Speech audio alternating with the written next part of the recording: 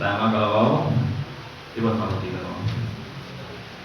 terkait sholat di rumah orang tua yang siwa. Ya, penganut siwa. Penganut siwa. Kan ada berhala. Ya. Hindu ya. Hindu. Okay. Diperbolehkan ya sholat. Ya tentunya cari yang ruangannya tidak ada berhalanya. Kepepet yang ada berhalanya pun zaman dahulu di Mekah pun banyak berhala.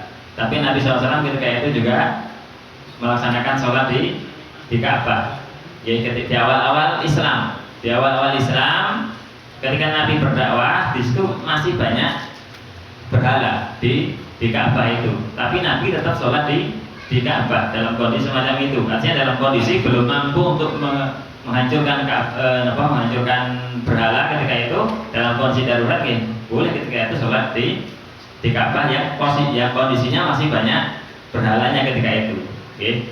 Begitupun kasusnya ketika seorang hidup di sebuah rumah misalnya pun seperti kasus seorang muslimah tadi yang keluarganya masih penganut siwa banyak berhala di rumahnya, kemudian tidak ada pilihan lain untuk tidak melakukan sholat kecuali di rumah itu, tidak masalah. Okay.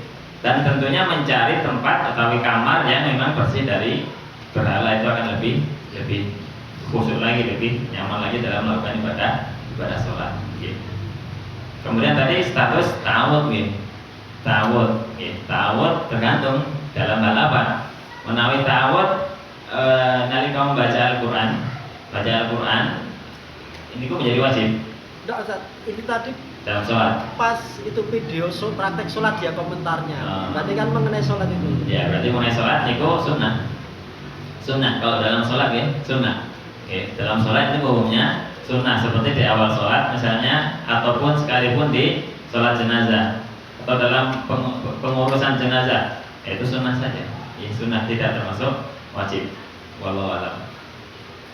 Kemudian ugi wonten pitakenan kula mlebet wonten ing BNP.